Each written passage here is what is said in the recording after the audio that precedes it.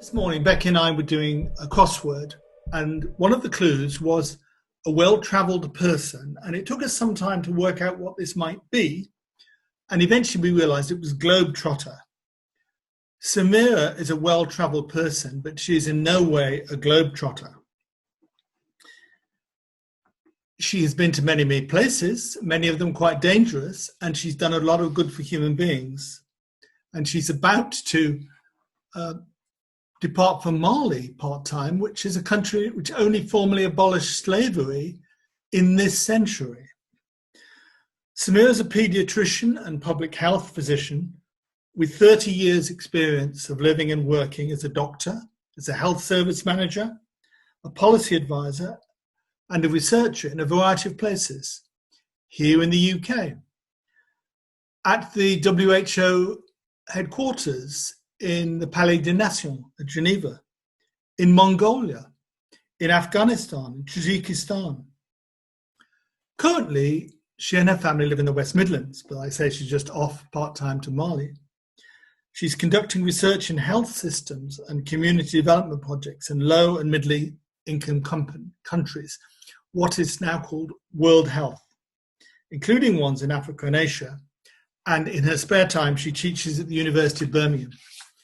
And it gives me great honour to introduce Semira, who's going to focus upon the age in which we live.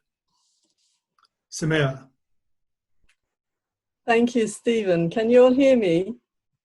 Is that coming? Steve, I think that was very kind of you, the way you presented that. I don't feel quite so well achieved as that sounded, I think. And I wish it was part-time, but I do a lot of teaching at the moment in Birmingham. Come to Birmingham, we do some good work, and you can come and help with Mali projects, or Gambia, or India, or Pakistan, or all these wonderful places in the world.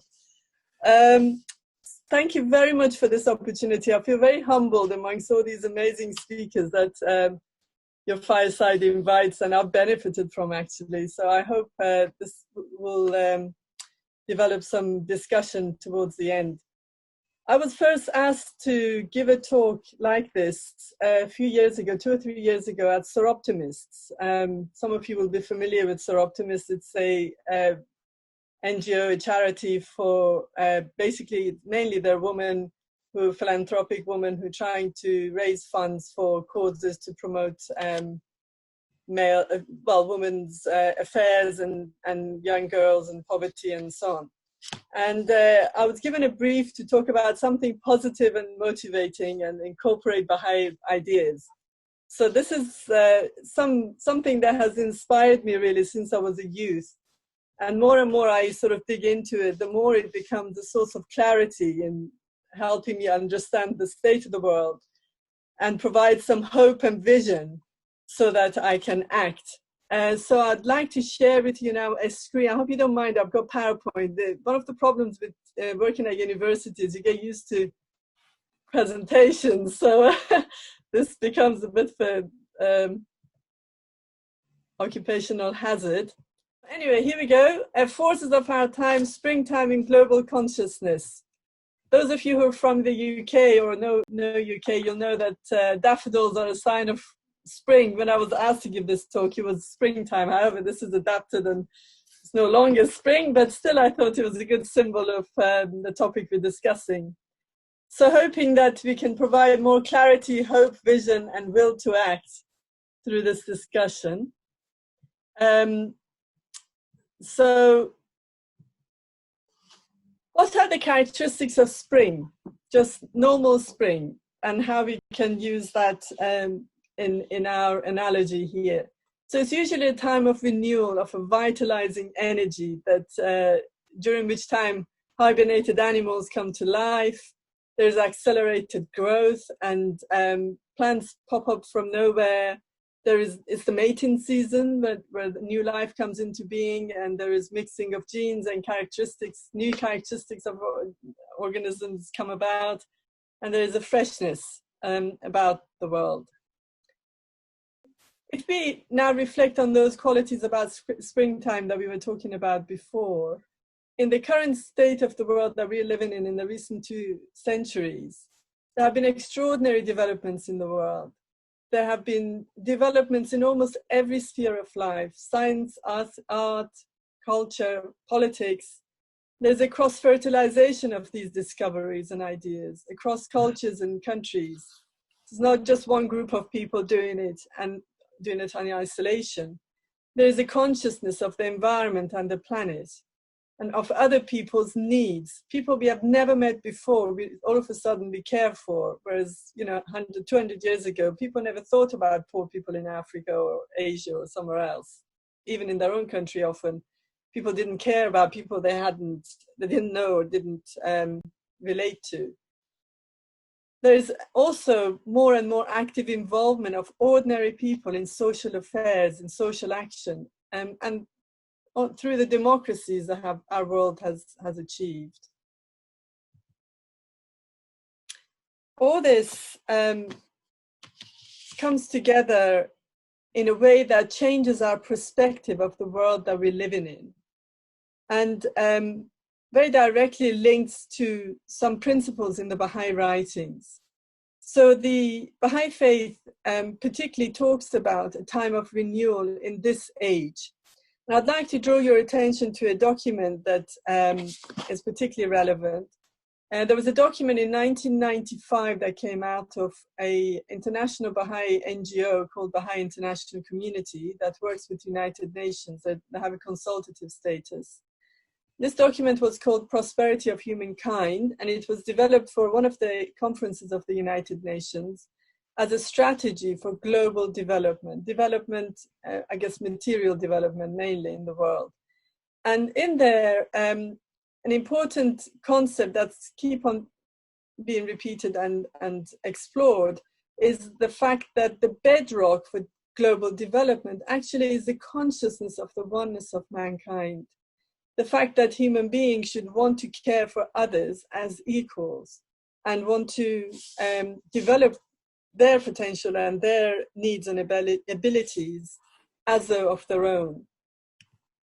In there is an analogy that Baha'u'llah, the founder of the Baha'i faith, uses when he wrote about 150 years ago to Queen Victoria. Baha'u'llah wrote letters to all the rulers and kings of the world in order to promote peace and unity and oneness of the world and many other things. But in this particular letter to Queen Victoria, he talks about the needs for world peace and world unity and oneness of humanity, and he gives this analogy of human body. So he talks about the fact that, as you all know, human body has all these different components and many, many more. However, it wouldn't work if, for example, the nose says, I want to take over, or the brain says that I want to take over, or as useful as our hands and fingers are, if our hand develops some cancer on it or decides to grow oversized and take all the energy of the rest of the body, it would not survive. So for this one body to be whole and functional, actually every single component needs to be sufficient and needs to be wholesome. And this is a challenge for humanity to embrace this concept, because we've never thought of our race actually in such a united, unified way, and yet a unity that preserves the diversity of all these elements that make up the human body. So again, going back to the analogy, this human body without any of its components will be somehow not quite complete and potentially suffering. So Baha'u'llah talks about this oneness of humanity requiring twofold processes. These twofold processes are those that embrace the individual and institutions. Both need to be developing. And he says that should this be achieved, this will provide an enduring foundation on which planetary civilization can be built.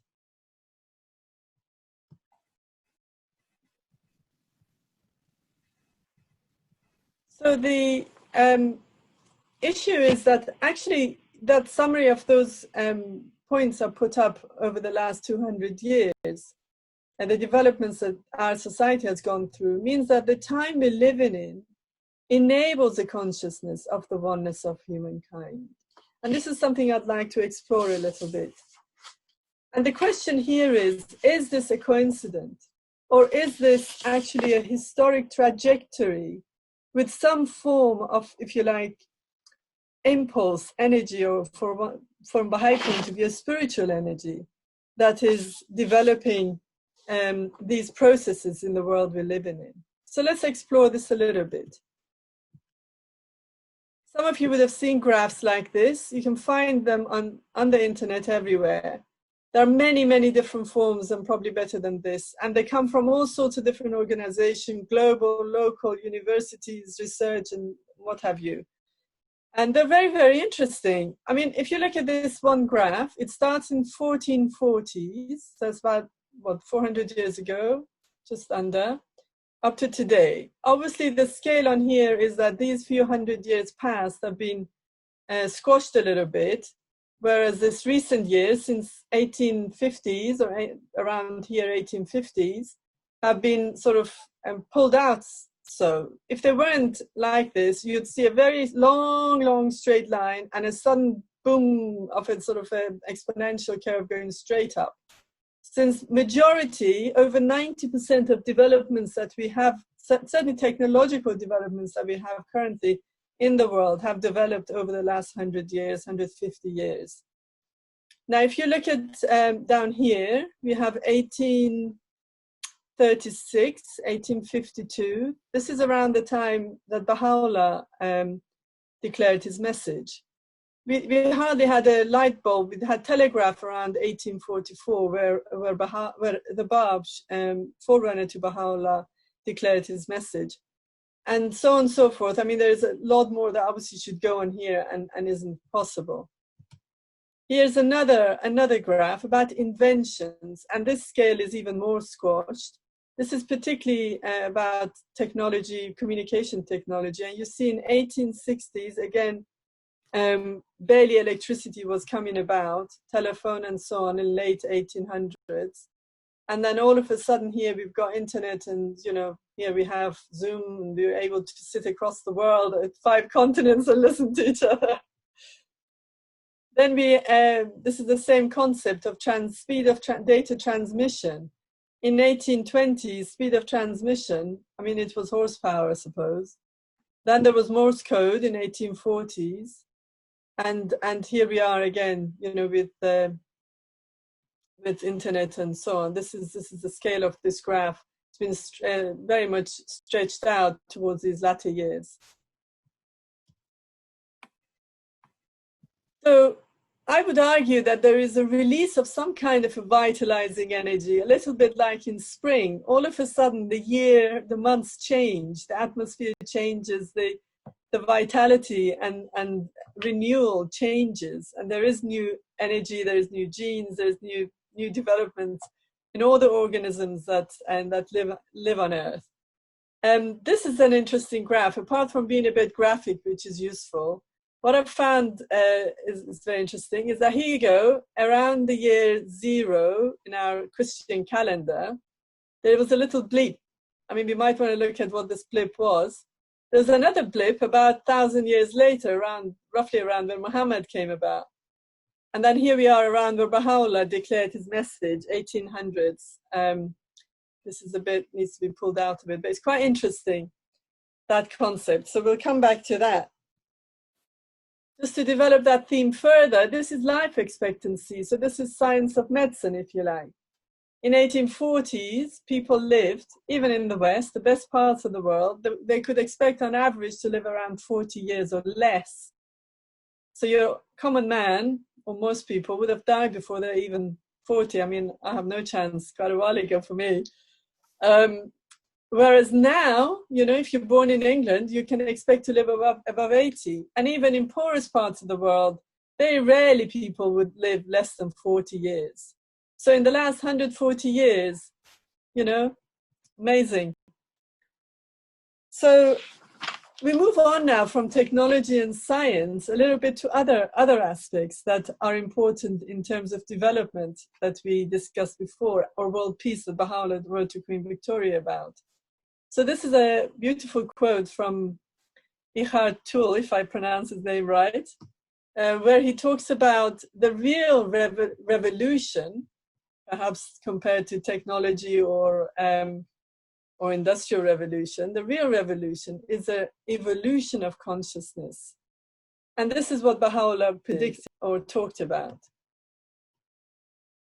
This consciousness of the oneness of mankind, consciousness of other people, of our role in the world, of our role in society, is actually quite a new thing.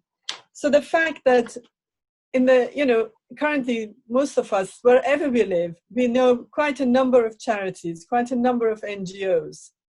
So this is a very interesting graph. If you look at this, it comes from the National Council for Voluntary Organizations, which is a national umbrella organizations in the UK for charities. Again, if you look at this graph, 1960s, 2010, there were very, very few charities in 1960s. In fact, I understand, if I'm right, that the first, proper registered charities as we know them were things like Barnardo's and Save the Children in early 1900s. And before that, there were maybe poorhouses or hospitals, charity hospitals, maybe missionary hospitals or so on in countries. But really this concept of non-governmental organizations or charities where ordinary people are involved is a new concept in our time. And it shows the involvement of individuals, the empowerment of individuals in order to be able to be active and participate. And it's a demonstration of their consciousness of the world at large and not of just their own family or their own tribe or their own town or country even. So here you see, just to explain a bit this graph, these bars show the number of charities that were registered every year. This line shows the increasing number of charities. These were some that were withdrawn. In spite of these being withdrawn, still there is a rising number of them. Now let's look at NGOs or charities globally. You see, this is a graph of the governmental organization, international governmental organizations.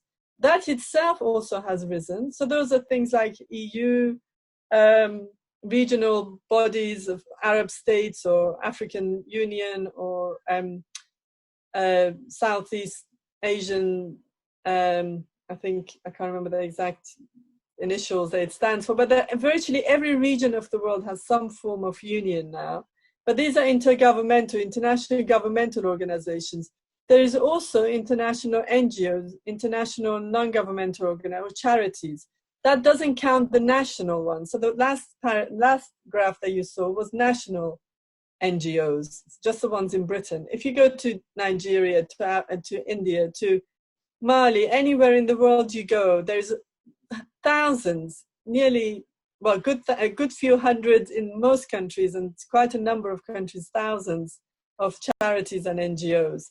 And then you have these international ones that are also into thousands, as you can see.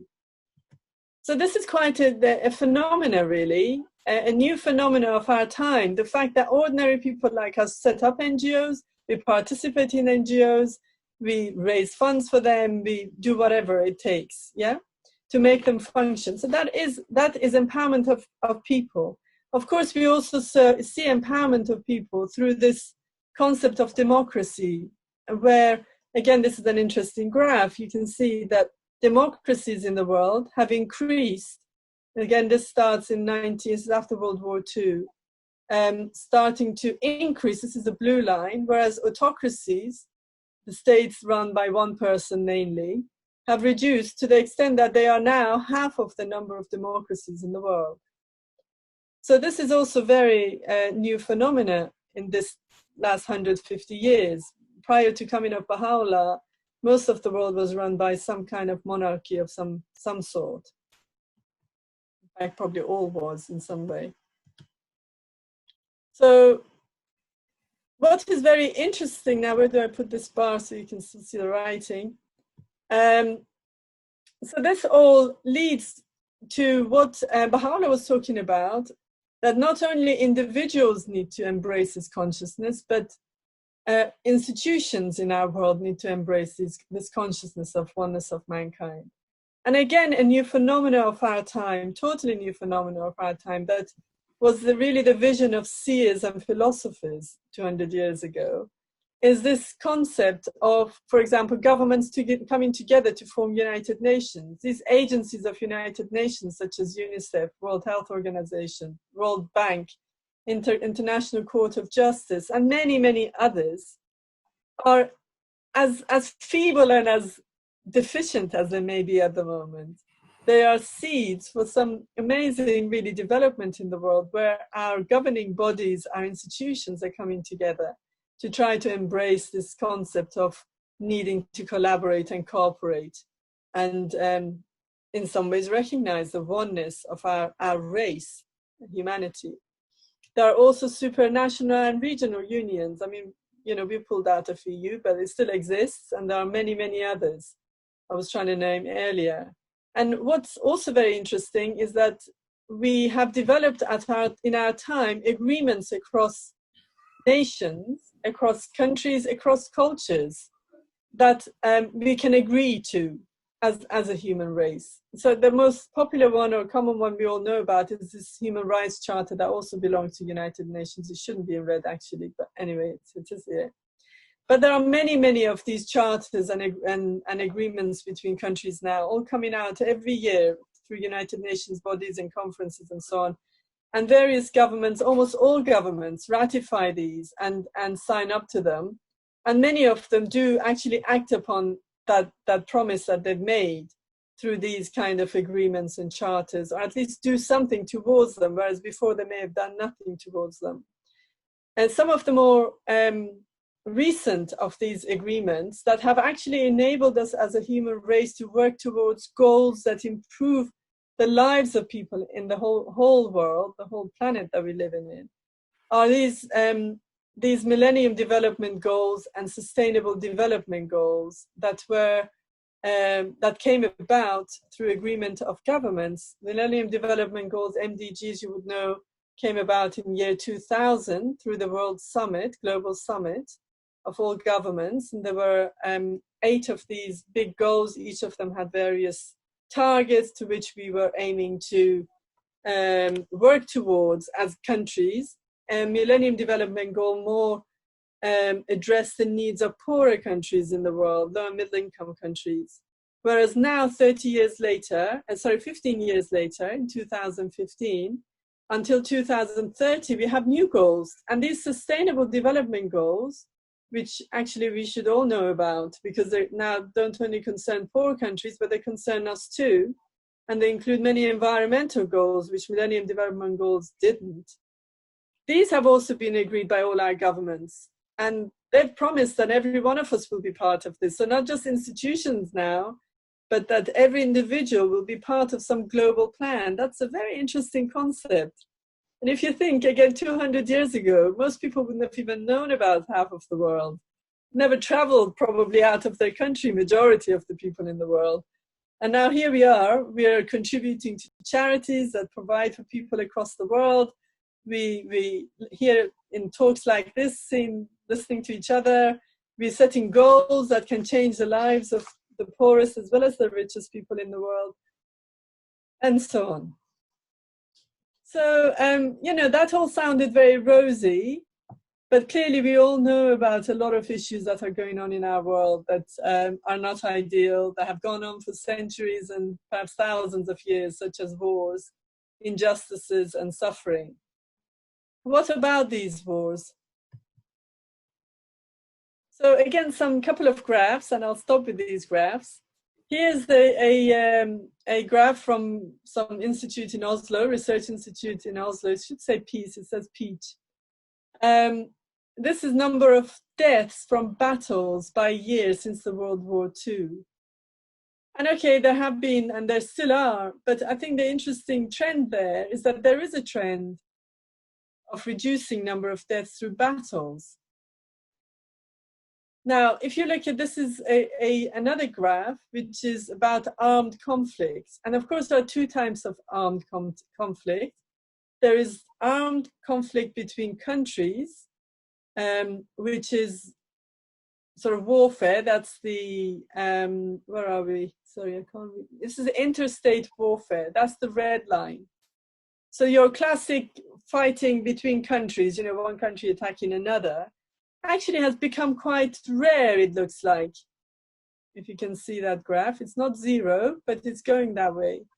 What we're having problems with at the moment, and we're going up and down with this, but again, they're perhaps coming down, is this societal warfare, civil wars, essentially, the ones that we're seeing more and more of at the moment. What is this for? Why is there so much of this? And still, keeping it positive, it is going down overall. At least the inter-country warfare is going down. We'll come to the civil war in a minute. Before we move on to the civil war and so on, the other aspects of this, negative forces, reflecting on the positive forces that we've seen, including the reduction of deaths from wars. I think what is interesting is some more quotes that I'd like to share with you from a letter from the Universal House of Justice, which is the governing body of the Baha'i world, international governing body of the Baha'i world.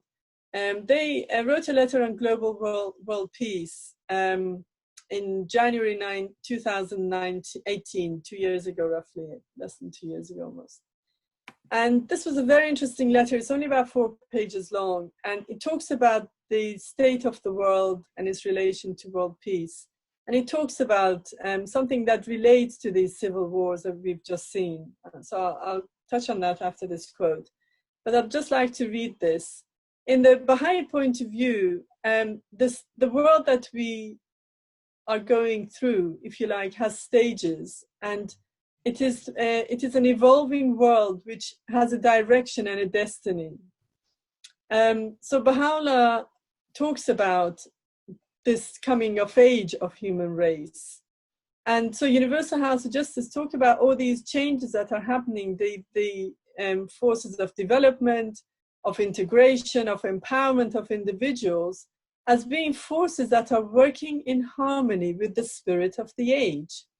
These forces have continued to move humanity towards an age of peace, not merely a peace which rules out armed conflict, but a collective state of being, manifesting unity. And they go on later, I haven't got it here, to talk about unity, not just in uniformity, but in diversity. And they say that it means that it remains a long journey, this journey to peace, and it proceeds in fits and starts, as we know, through these wars and things that we see.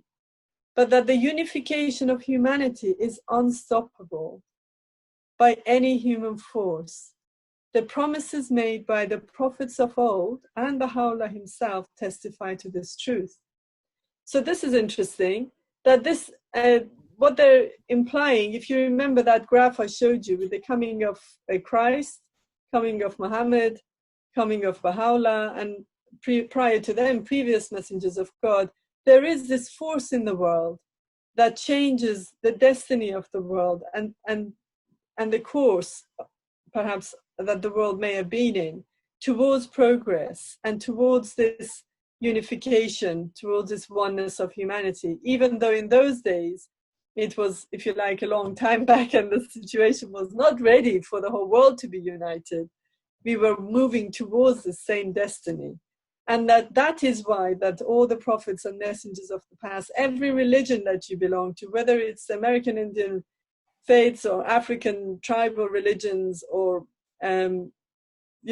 Christianity or Buddhism, Hinduism, they all have prophecies about the oneness of humanity, a time when peace will be established in the world.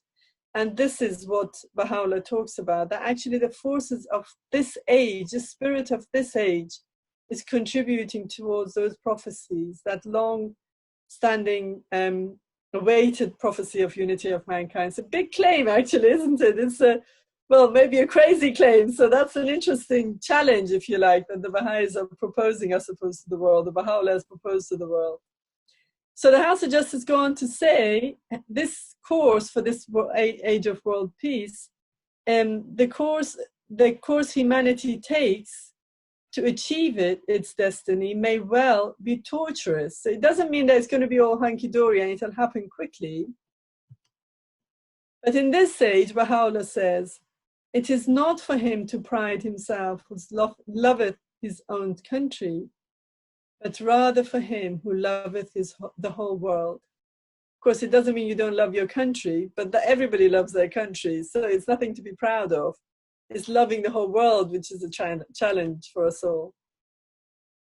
So if maturity for our global civilization is peace and oneness of humanity, and if you can go back to that analogy of human body that Baha'u'llah wrote to Queen Victoria about, then this body of humanity that is trying to become mature is actually, according to Baha'u'llah, is not already mature. It's currently experiencing the period of adolescence.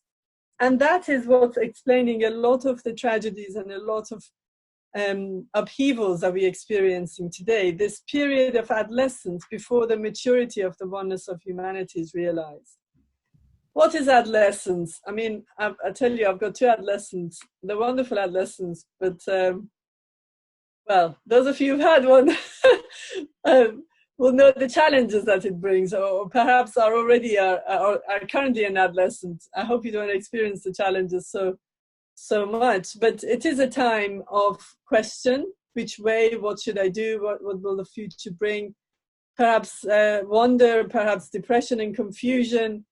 And our world is going through some of that. You know, we have revolutions, we have economic clash and crash, and we have breaking of relationships such as marriage, old standards of living and values for interaction, of loyalty, of and so on. All of this has somehow been shaken at our time. And these all relate also, this period of adolescence relates to the causes of war that we are still experiencing. So in that letter of the Universal House of Justice, they talk about the crisis of identity as being one of the causes for war and still lack of peace and injustice. Injustice itself, poverty and inequalities. So it's not just poverty, it's the fact that now we're living at a time more than ever before where there is huge extremes of wealth and poverty, even in our own country. Very small percentage of world's people hold 90% of the wealth. And this is part of the contribution to the war and civil wars, particularly, that we're experiencing. Corruption and more, which versus moral leadership. Our leaders, unfortunately, are more corrupt than moral leaders. From that letter, I'd just like to read a couple of passages. We're almost at an end, but I think this is very, very interesting material. Actually, I don't know if anybody else would like to read it. Kay or somebody, maybe Steve. Are you still there? Steve, would you be able to read this? I am. Some bits have been cut out, so they're not full sentences, but maybe you could have a go so my voice is not always being heard. This is the extract from the Universal House of Justice letter of January 2018. Humanity is gripped by a crisis of identity. As various peoples and groups struggle to define themselves, their place in the world, and how they should act. Without a vision of shared identity and common purpose, they fall into competing ideologies and power struggles. Seemingly countless permutations of us and them define group identities ever more narrowly and in contrast to one another. Over time, this splintering into divergent interest groups has weakened the cohesion of society itself, to the exclusion of the truth that humanity is on a common journey in which all are protagonists. In this perspective, the diversity that characterizes the human family, far from contradicting its oneness, endows it with richness. Unity, in its Baha'i expression, contains the essential concept of diversity, distinguishing it from uniformity. It is through love for all people, and by subordinating lesser loyalties to the best interests of humankind, that the unity of the world can be realized, and the infinite expressions of human diversity find their highest fulfillment. Thank you. So this is a very interesting concept, I think very anti-intuitive currently in the world. We all want to, be recognized for who we are, who I am as an individual, how I'm different, how I'm better or somehow superior, or maybe not superior, but at least I'm different and that I should be recognized. And in fact, a lot of the civil wars that we witness now, I mean, my father was a Kurd.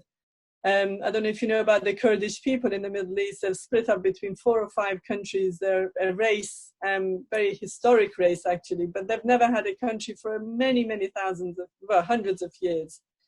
And they're constantly obsessed by having their own country. Of course, part of that is because of the injustices that have taken place towards them in the countries that they've lived in, or they're living in at the moment. But nevertheless, it is, wanting to be who they are, the right to be who they are. And that is, takes me back to that analogy of the human body.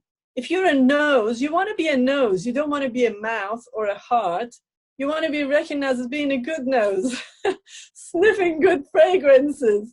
If you're a great, eye, you want to be seen as a wonderful eye, not as a brain or as an ear.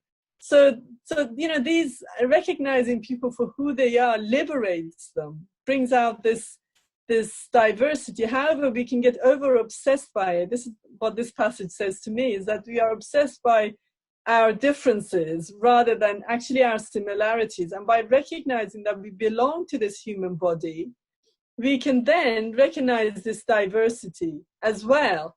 In the human body, you don't want your toe and your arms and your ears to be all the same. You recognize them all as being part of the whole, and you love it all. You look after every part of your body. That's where we need to get to. And they talk about in that letter not just the role of governments, but they also talk about the role of religion, believe it or not. I mean, at the moment, religion is a taboo, is a terrible word to be hearing. All the sort of terrorism comes from all our religions of various types. But what they're saying here is fostering unity by harmonizing disparate elements and nurturing in every heart a selfless love for humankind is the task of religion. Actually, true religion should bring people together to love each other.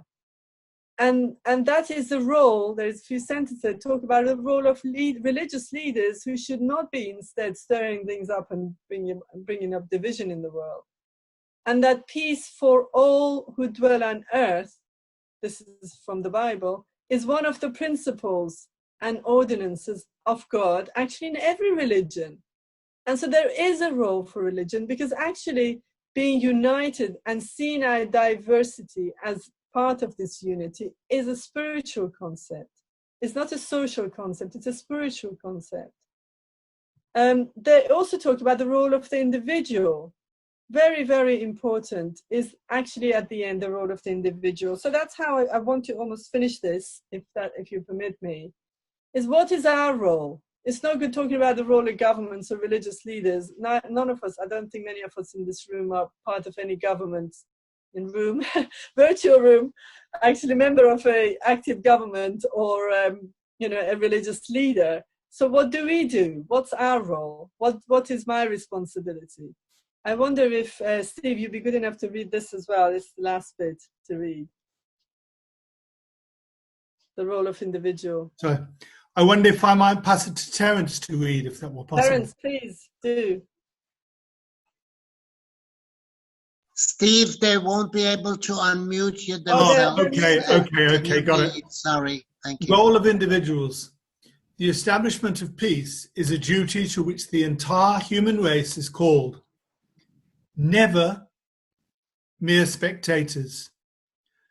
Lend your share of assistance to the operation of those forces leading humanity towards unity. Summoned to be as leaven to the world. Bend your minds and wills. Peace must first be established among individuals, until it leadeth in the end to peace among nations.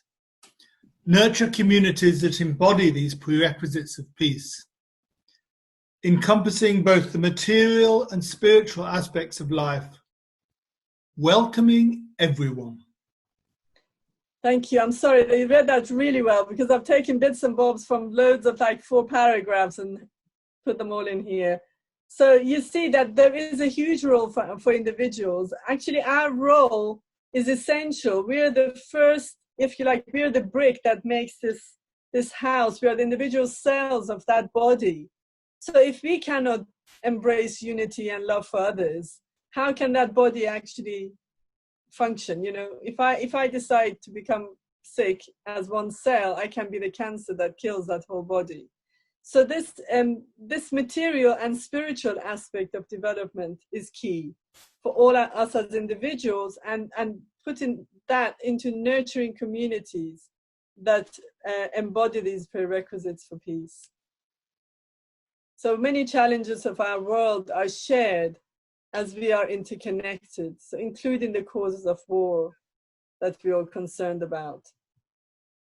Unity comes with sacrifice. We need to sacrifice. It can be very difficult, even in our Baha'i communities, sometimes with small communities or diverse people, not the same type at all, and it can be challenging to live a Baha'i united life, as well as, never mind, you know, people across the world who may not have these kind of affiliations or these aspirations.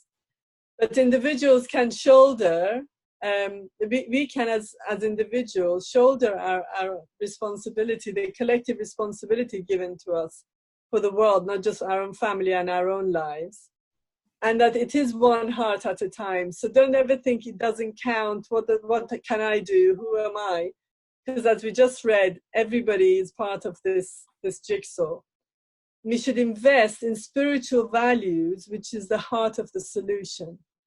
And remember that actually peace is the promise of all ages.